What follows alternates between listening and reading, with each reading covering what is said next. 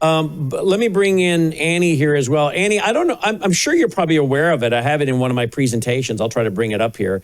But you know that the Shriner's hat, this little Shriner's red fez hat, we have pictures going of the Bosnian Muslims wearing these little red hats with a fez. And yet now that's, of course, in America with the Shriners. And on that Shriner's hat is the sword of Islam. The crescent moon and sword of Islam was on that Shriner's red hat, which has to do with Islam. And at the highest levels, can someone get my computer out of my office, please? I got to show the crowd this.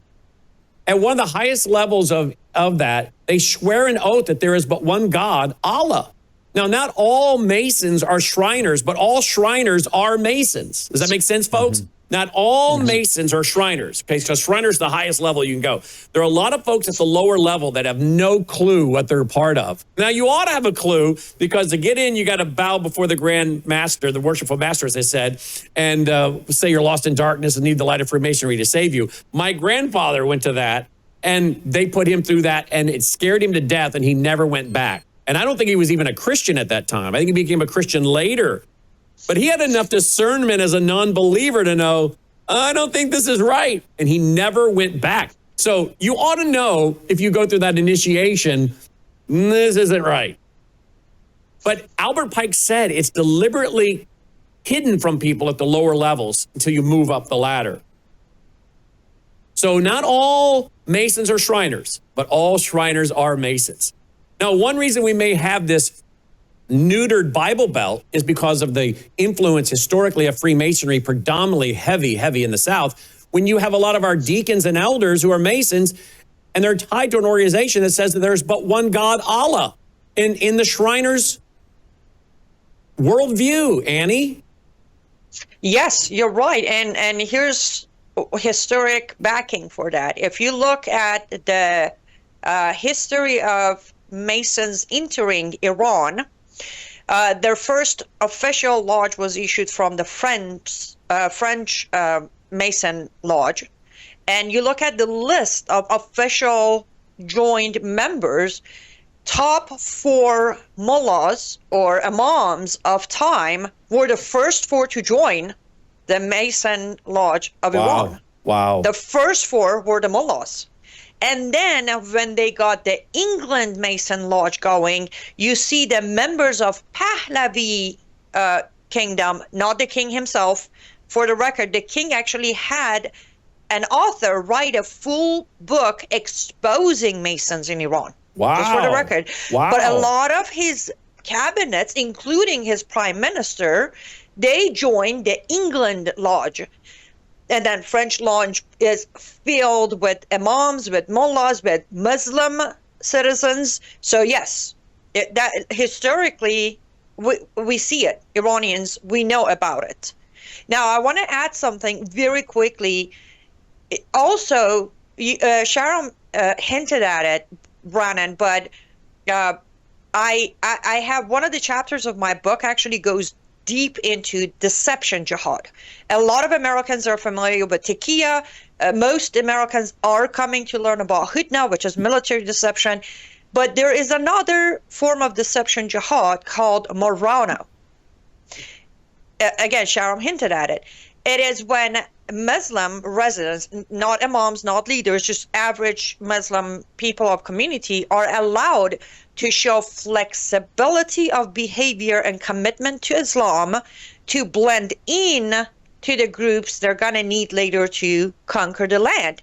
That's where your alliance of Muslims with LGBTQ and the rest of them comes in. It is actual practice. Part of deception or taqiyya is showing flexibility. If you look at the record, that 9/11 report, you'll see that they actually mentioned some of the hijackers joined their friends at bars and nightclubs and even strip clubs. That is what they were doing. They were blending in. They weren't standing out because they had to last long enough to carry out the attacks. So yes, another part of it, I think, is this with South. You don't see as much Islamic chaotic situation in the South because they haven't had the need for it, Brennan.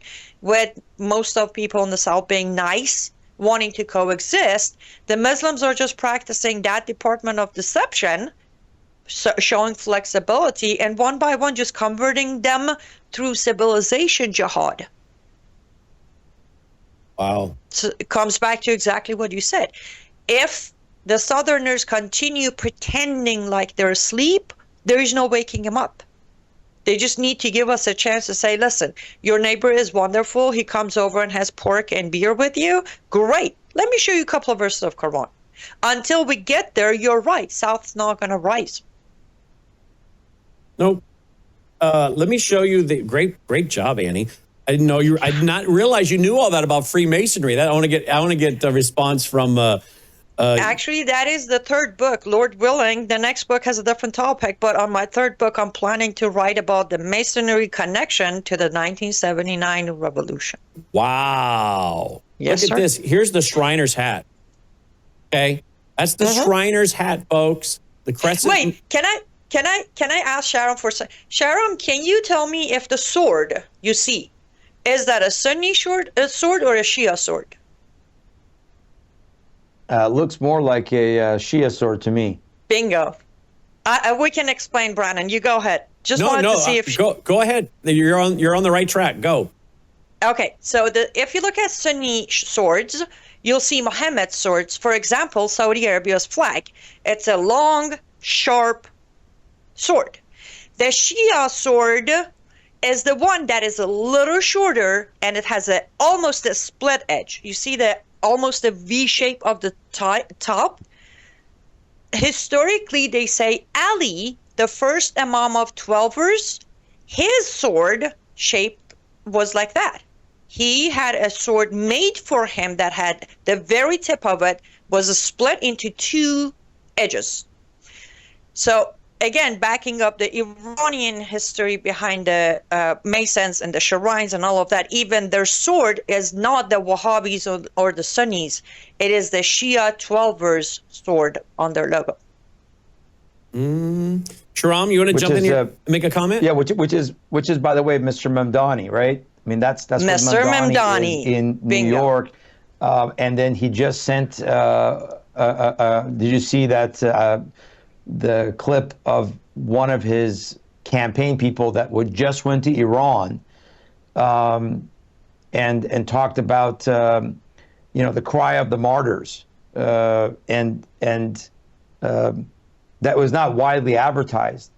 But this is the connection now to the Iranian influence, to the Shia influence, the 12er influence within American politics. Yeah, by the way, in Houston, where I was just down there, a large part of that influence in Houston is the Shia Muslim influence, not just the Sunni that you see in other parts of the country. So same with Danny's right. Fourth and Dallas. Yeah.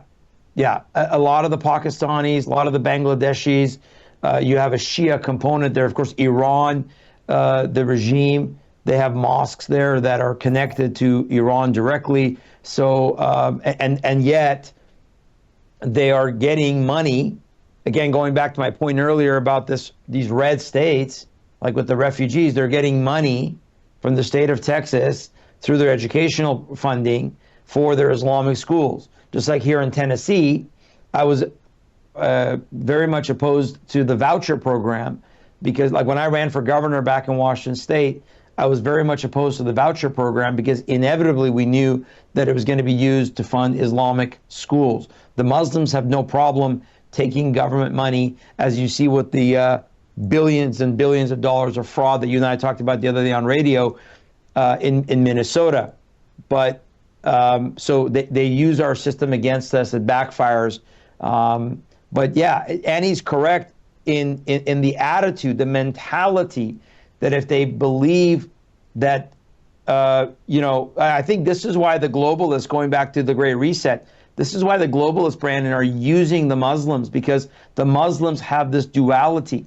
Think about it. There's no other, quote, religious system on the planet that has this duality where they can operate one way in such a way in that lower house, including what Annie mentioned with that deception of their appearance and of the way that they can be flexible to practice Islam or not practice Islam if it is for the purpose of advancing Islam, advancing the cause of Allah. This is so unique to Islam that it benefits the Great Reset, it benefits the globalists, it benefits the red. Unfortunately, right now, the Republicans that think that they can coexist with the Muslims, the White House that thinks that, the only thing that I'm not disagreeing, and I agree with you said earlier about it's better to have the Trump administration than to have the Kamala Harris administration. 100% agree. The problem is, under the guise of religious protection, religious liberty, where they're trying to protect the Christians, they're also further giving cover to the Muslims. And that long term, I think, is gonna backfire against us, because that allows the Islamic movement, the red and green, to have further foothold using religious liberty. And in Europe, of course, they used secularism laws to destroy the church, or the outward expression of the Christian church. Yet they didn't really apply those secularism laws against Islam, and now they're giving cover. Now they're arresting anybody that attacks Islam or is, quote, Islamophobic. So I'm trying to package it all together with the different points you're bringing in, that I think this is part of the bigger picture. And one final point before I'll turn it over to you guys. We have to remember the Bible talks about a spirit of witchcraft, a spirit of manipulation. And what you were talking about earlier with the apathy, with the lukewarmness, with the we're comfortable, with the Masons, all of this ultimately is a spirit of Antichrist. All of this ultimately, spiritually, is a spirit of witchcraft. It's Baal worship. So whether you see it manifested in the Masons, or whether you see it manifested with Islam. Let's remember the crescent moon, right? Baal was the god of the Quraysh, was the god of the tribe of Muhammad in Mecca. His father, Abdullah, slave of Allah, that they took care of the Kaaba, the black building in Mecca. All of it, their worship, was based upon the worship of the moon god, Baal. Baal. It's been Baal worship again and again and again. Nothing new under the sun. And the god of Freemasonry is Jobalan. Yes. Jehovah, yes. Osiris, and Baal. That's right. It's so interesting, because as you were speaking, I was looking for my PowerPoint. And so, again, the timing is fascinating, because you got right to there just as I found the document I was looking for. Here it is. Should Christians join the Masonic Lodge? Which, by the way, in 1993, the largest Protestant denomination, which happens to be based here in the South, the Southern Baptist Convention, basically surrendered to the Masons. And instead of condemning it, said it was a matter of personal conscience. And that's according to a lot of experts who were there and a part of it. And the Masons, we're told, flooded their people to go and be there at the Southern Baptist Convention as messengers to vote and to make sure a resolution doesn't pass condemning Freemasonry. So again, you have to wonder, why is God allowing the Muslims to take over the South? Because you have a lot of the Southerners in the Freemasons who have pledged allegiance to Allah. And it's like God saying, hey, you guys want to pledge allegiance to Allah? Well, here you go, buddy boy. Right? So look at what Jared Carlson, Ron's son, wrote. Should Christians join the Masonic Lodge? One thing that's important to understand is that Masons do not discriminate against people of any religious background. They only require that the members have a belief in God, any God. The name of a person's God is not important to the Masonic Lodge. Why? It is unimportant because as you progress through degrees of Masonry, you will discover and learn the true identity of God, the Masonic God. Manly P. Hall, another prominent Masonic leader, declared, the true Mason is not creed-bound. He realizes with divine illumination of his lodge that a Mason, his religion, must be universal. Christ, Buddha, or Muhammad, the names mean little. Where he recognizes only the light and not the bearer. He worships at every shrine, bows before every altar, whether in temple, mosque, or cathedral, realizing with his truer understanding the oneness of all spiritual truth. That's in the Lost Keys of Freemasonry, page 65. Jared writes, As you progress through the degrees of Masonry to any discerning mind, it becomes readily apparent who the God of Freemasonry truly is. On the way to discovering the true identity of God, the Mason in the 17th degree of the Scottish Rite is first given a secret password and a sacred word that will allow them to continue their progression through the degrees of the lodge. This sacred word of Masonry is Abaddon. What or who is Abaddon? Well, in Revelation chapter 9, verse 11, God tells us who Abaddon is. Abaddon is the king of the demons in the pit of hell. And the name of his demon king is the sacred word needed by all Masons to advance in degrees so that they might discover the true identity of God. When the Mason finally reaches what is called the Royal Arch degree of the York Rite, they are told who the true God of Masonry really is. They're given the name of the God that was lost during the building of Solomon's temple, and the secret name of God of Freemasonry is Jeobalon. The name Jeobalon comes from a combination of three deities. Jah stands for Yahweh or Jehovah. Bull is a rendering of the name of the Canaanite god Baal. And On is the Babylonian name of the Egyptian god Osiris. And this three-headed monster, this union of Yahweh, Baal, and Osiris, is supposedly the one true God above all other gods, whose identity was lost but has been recovered by the Masons. As I noted earlier, to anyone with a discerning mind, it's clear the Masonic Lodge is steeped in the occult. The identity of the true God revealed in the blasphemous Masonic Trinity is the ultimate verification of this fact. Whether the Mason realizes it or not, the God of Freemasonry is none other than Satan himself.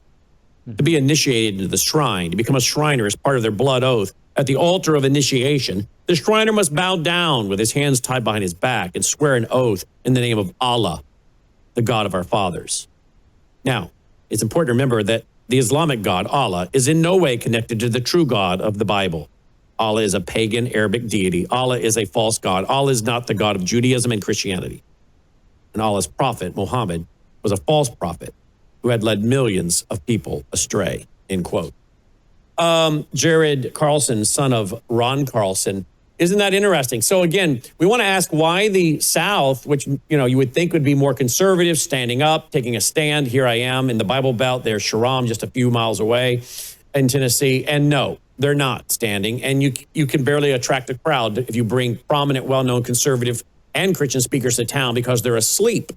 And I think it is a spiritual blindness that God has put onto many of them because they have chosen to be willfully ignorant and go to churches where the leaders of their churches, including their pastors, and here is a picture of a guy, the General Grand Chapter Royal Arch Masons International Hall. And this guy here was all over social media bragging about who he is and what he's doing. And he was involved with this Baptist church in Arkansas, the worshipful master for the whole state of Arkansas at one time. It was doing this. Here's an article about it.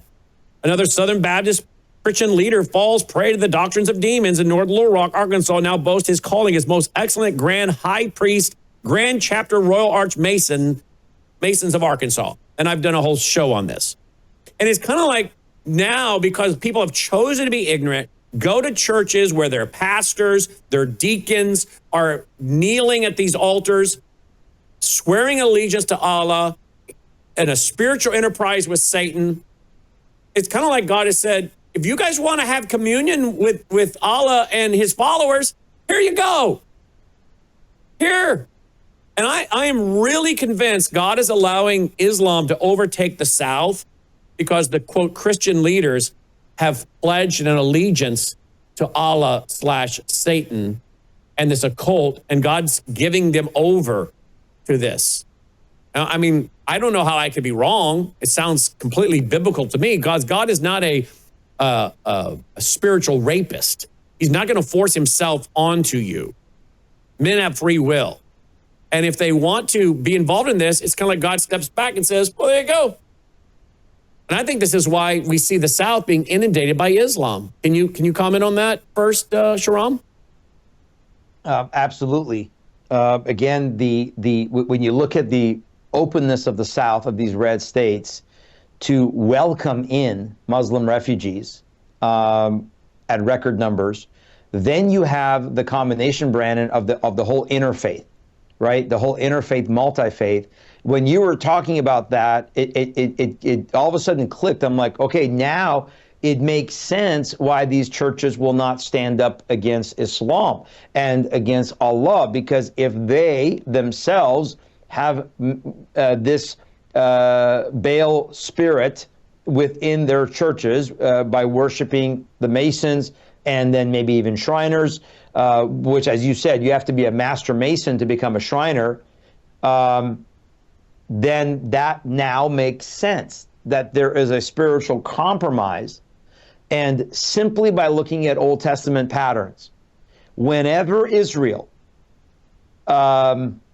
intermingled, began to have fellowship with the false gods of other nations around them, when they began to lust after those gods, when they began to lust after their power structure, of course God warned them. But when they persisted, God turned them over. Just like Romans 1 says, right, that he eventually, if we continue to reject God, he'll turn us over to a reprobate mind. So he turns the nation over. And now the very enemies that he was protecting them from are now the enemies that are within. And not only that, but they bring in their, quote, gods. So absolutely, if we are seeing the American church, and particularly the Southern church, steeped with members secretly in Masonry, how many of those, by the way, how many of those, Brandon, and this will be a whole different topic, are involved in pedophilia, are involved in sex trafficking, are involved in, God forbid, child sacrifice? We think these things don't happen? We know they happen. We know that how many quote, church leaders are involved in these things, but it hasn't been exposed yet. Because all of that goes together. And of course, Islam fits perfectly with this, because what do they have? They have pedophilia. They have child sacrifice, when they will sacrifice their children to Allah for the sake of jihad. They have this aspect of worshiping, of course, a false god and worshiping Baal. So spiritually, it's connecting, and we got to connect the bigger dots. And thank you for doing that today. That's something that is just not talked about, and it should bring a lot of light to a lot of people that are in the South. Yep. Here's an article by Ed Decker. Okay. Ed Decker was a major expert on Freemasonry, and he's been a guest on my show so many times. He wrote an article about this in '93. Ron Carlson was involved in this. Ed Decker was involved in this. And I want to also point out, there were some, I'll make it very clear, there were some very, very bold Southern Baptist pastors who were working with Ed Decker and Ron Carlson and others to try to bring the Southern Baptist Convention out of Freemasonry. One of them was Stony Shaw. At one time, he was the pastor of the First Baptist Church of Ferguson, Missouri. You guys remember Ferguson, Missouri, and the riots that broke out in Ferguson, Missouri? Well, I held 2 Worldview weekends there. We packed them in Ferguson, Missouri. And Stony Shaw was one of the guys that was trying to expose Freemasonry and get a resolution passed that said, look, this is not something we can endorse. Well, Ed Decker wrote an article about it. There it is. And it's a lengthy article, but the Southern Baptists have caved at their convention. And their final statement concluded this: we exhort Southern Baptists to prayerfully and carefully evaluate Masonry in the light of the Lordship of Christ, teaching of the Scripture, and findings in this report as led by the Holy Spirit, end quote. In other words, folks, what they did was they left it up as a matter of personal conscience. They wouldn't take a strong stand. And so again, it's like, all right, this is the largest Protestant denomination in the country, and they can't take a stand on this. Well, what's very interesting, and then Annie, I want you to comment, is Alice Bailey. A lot of you remember Alice Bailey, the occultist. She's called the mother of the New Age movement, right? She greatly influenced the United Nations. I think she died in 1949. And she, by the way, said that the outline of the New World Order would start coming into shape in 2025. Wow, right? That caught your attention, didn't it, Annie? Her publishing house was called Lucifer Publishing by their own admission. They admit that. I have the screenshot. It was known as Lucifer Publishing before they changed the name to Lucis Trust. Look at what she wrote. In the spirit of Freemasonry, her husband was a Mason. Later, when the 1957, later when the nature of the rhythm to be established through the rituals is grasped, and Masons are trained to work along the lines of united thought and united action and united ideals and objectives, a lodge will then work as a group of humanity, or humanity as a whole. They will create a focal point for spiritual light and will organize themselves into a body of conscious custodians of the mysteries, acting as a distributing agency for knowledge and for the awakening of the immortal spirit. When this aspect of the Masonic work is grasped, the activities of a lodge assembled for work will take on a true and deeply spiritual significance. Masons will meet to serve humanity, end quote. And you know what's also very interesting is that Malachi Martin, he was a well-known Jesuit. Malachi Martin, he left the Jesuit order. He went on to write some New York Times bestsellers. Here's one of them, The Jesuits. Okay, he said, I'm out of here. And he started writing books exposing the Jesuit order, Malachi Martin. Well, he warned about liberation theology, the mixing of Marxism with Christianity. And in this book, The Keys of this Blood, he warned that the Masonic Lodge that met in Vienna in 1819 to 1820 by the French, Austrian, German, and Italian Grand Masters of the lodges, quote, we must turn our attention to an ideal that has always been of concern to men, aspiring to the regeneration of all mankind, the liberation of the entire world, and the establishment of the Republic of Brotherhood and world peace. Among the many remedies, listen now, among the many remedies, there is one which we must never forget, the total annihilation of Catholicism and even of Christianity. What we must wait for is a pope suitable for our purposes, because with such a pope, we could effectively crush the rock on which God built his church, seek a pope fitting our description, induce the clergy to march under your banner in the belief that they are marching under the papal banner, make the younger secular clergy and even the religious receptive to our doctrines. Within a few years, this same younger clergy will, of necessity, occupy responsible positions. Some will be called upon to elect a future pope. This pope, like most of his contemporaries, will be influenced by those humanitarian principles which are now circulating. What he went on to say was the Masons, the Freemasons, and the Jesuits would work together with the communists to bring down Christianity. Now, I don't believe that the Catholic Church was built on the Rock of Peter. I don't believe that. But he does say their goal was the annihilation of traditional Catholicism. We just heard from our reporter on the ground over there in Great Britain that the Catholic Church, traditional Catholicism, which I don't agree with Catholic doctrine, but at least their Judeo-Christian friendly values of the 1980s, he said, were destroyed deliberately to take out any kind of small c Christian influence into the culture of Ireland, which is how they're now arresting people who don't want to use LGBTQ pronouns. Well, this is exactly what Malachi Martin predicted as a former Jesuit who got out and then started exposing it years ago. And he said, it's going to be the Masons. And this was in the Mason Lodge, okay? The Masons, this is what they did in their permanent instruction in Vienna in 1819 to 1820. The French, Australian, German, and Italian Grand Masters of the lodges. Now, some say, well, Brandon, the lodges are not like popular anymore. They're having a hard time recruiting young people. Well, they don't really have to, because the ideals of Freemasonry now have come mainstream within the New Age movement and cosmic humanism and with the growth of Islam. So their lodges, they don't have to grow. They were the seed bed. And now this is permeated into the culture and into the Southern Baptist churches and many others around the country. But I just wanted to bring up the former Jesuit warning of this Jesuit, Marxist, Freemasonry connection to destroy, quote, Christianity and its influence. Annie? Yes, there is not a single word I can think to say that would add anything to what you just covered. So if you allow me, I'm going to do this. I'm going to talk to our audience on your platforms, on my platforms, and X America News. Guys, I want you to be very blunt with yourself.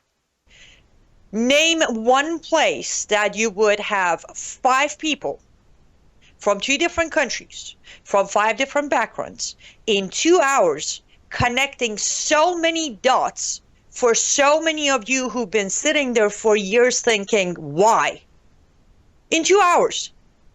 And you may not know it, but I do. Sharon knows. These 2 hours are not for free. It is for me, it is for Sharon, it is for you. It's not for Brandon. And remember, the whole purpose of yesterday and today is to give you more information, equip you with more tools to be able to understand the situation, and then be able to take action on your own to defend your areas. But then also, because we're coming to an end of the year, Worldview Tube needs to meet a certain goal to provide the budget for the first 3 months of next year, so we can do what we do. I have a show here. Sharon has a show here. Of course, we all love Brandon's radio, Worldview Report, and Brandon House Live. Different ways. Go to worldviewfoundation.com, and all of your contributions are 100% tax deductible. You receive your tax deduction by end of January, you're good to go. So worldviewfoundation.com. If you're like me, you like to talk, you can make your phone call 901-825-0652. Make a call, make your payment, or on worldviewfoundation.com, there's a mailing address if you prefer writing a check, putting it in a mailbox.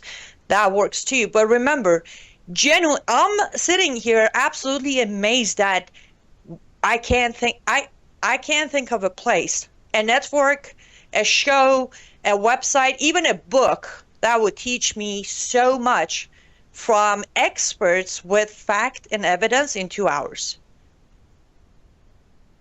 Well, thank you for that, Annie. And thank you, Annie. And of course. Sharam, I know we got to let you go, and we got Mark Mitchell coming up in a few minutes, but yeah, that's all we're trying to do here is connect the dots, show people that these are real values and ideas and philosophies and worldviews, and how Satan has been so clever to penetrate the churches of America and particularly the Bible Belt, right? Right. And we wonder why we're having such a hard time as a nation. But Satan is clever. You know, it's Vance Havner said, the devil's not fighting Christianity. He's creating a new Christianity, so much like the real thing that good Christians are afraid to speak out against it for fear they're fighting against God, right? And you just have to wonder how much of our lack of success is related to what is really not a political, but ultimately a spiritual agenda that is just undermining us left and right. And no one here, myself included, is trying to say that we've arrived, that we're perfect, that we're sinless, that we're theologically and doctrinally more elite than everybody. No, we're all still learning and growing in the sanctification process. But it's not what I say. It doesn't matter what I say. I'm just telling you what the Bible says, and I'm telling you the truth about Freemasonry from their own experts. And when you start connecting the dots with experts like Annie and Jerome and Ed Decker and Ron Carlson and Jared Carlson and Malachi Martin and the rest of them, it doesn't take long before you've connected the dots and you realize, wow, we're going down because of our own institutions. Talk about the long march through the institutions. They've done it. The Satanists, the occultists, they have captured our own institutions. Closing comment, Jerome? Agree 100%, Brandon. You said it.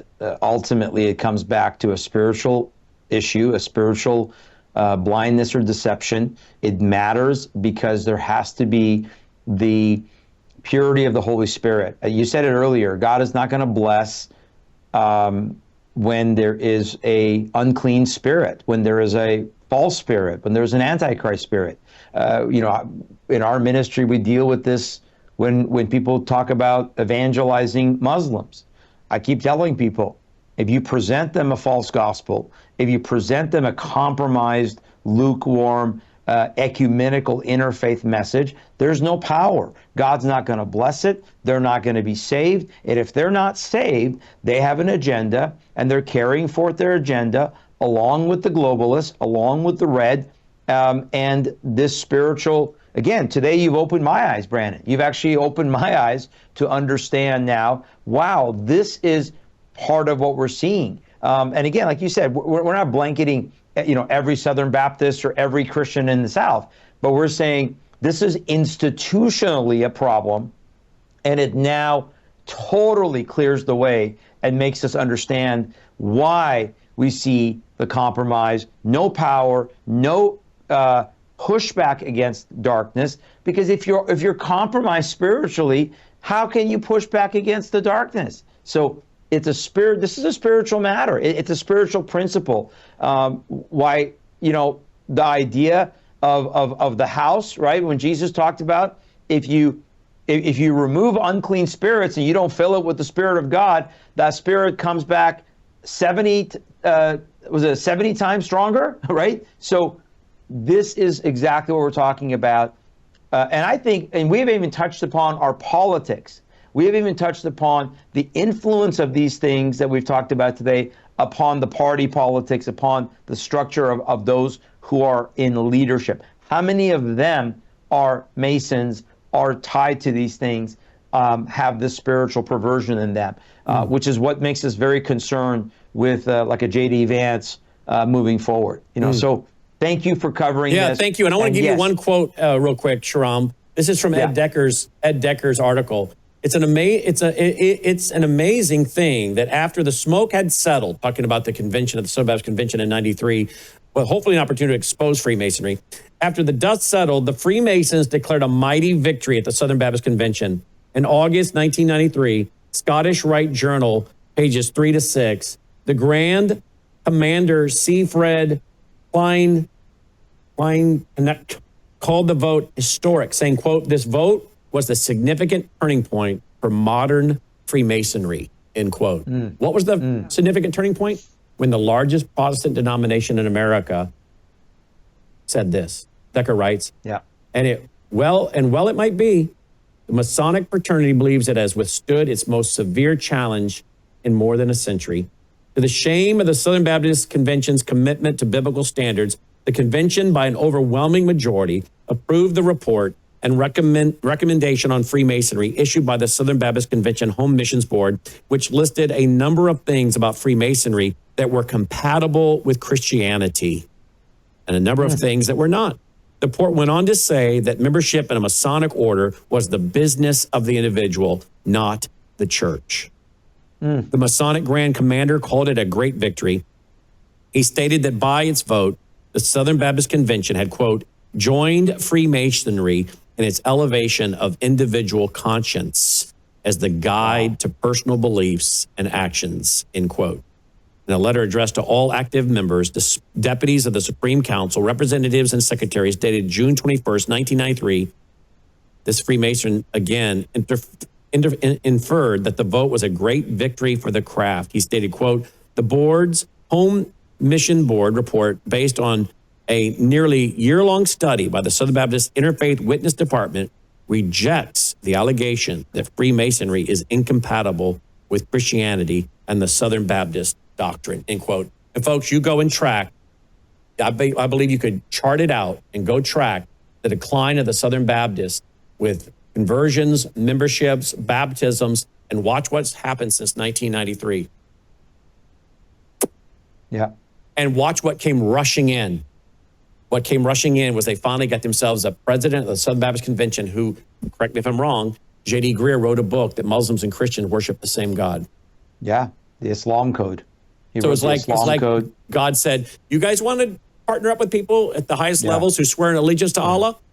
Here's your next president. And I'm telling you, Sharam, this is why we're in the mess we're in the country. And you and I would be called extremists. We don't get the big picture. We don't understand the big picture. We're conspiracy theorists. Well, all they can do is malign us because they can't refute the facts. And now you know why we're losing because the church surrendered ground on what were black and white issues and said, oh, well, if you want to put on a blindfold and open up your shirt and kneel before a worshipful master and say you're lost in darkness and need the light of Freemasonry, that's a matter of public conscience, private conscience. If you want to swear an oath to Satan, Abaddon, the king of demons, that's a matter of personal conscience. If you want to swear an oath at the highest levels of the Shriners and Freemasonry that there's but one God, Allah, that's a matter of personal conscience. God help us. Yeah. At this point, I don't know how God can save America, or even would have any reason to. That's exactly right, Brandon. They use the word craft. It's witchcraft. All I can think about, there is no fellowship between Christ and Belial. There's no fellowship with Baal, period, not one bit. And the good news is the Lord promises to keep an unblemished bride. That's what's incredible through all of this, right? Is that God's word promises that at the end he is going to present to the Father, Jesus, right? An unblemished bride. And so somewhere in this is a remnant that will be unblemished. But this is not the bride of Christ. The bride of Christ is not polluted with Baal worship. So thank you again for covering that. And thanks for being here. I do want to just echo what Annie said. Please, folks, support this ministry, support this network, because nowhere else are you going to get this type of complete coverage. Nowhere else. Thank you for having me on today, Thank you, Brandon. Shrum. Thank you. We appreciate you.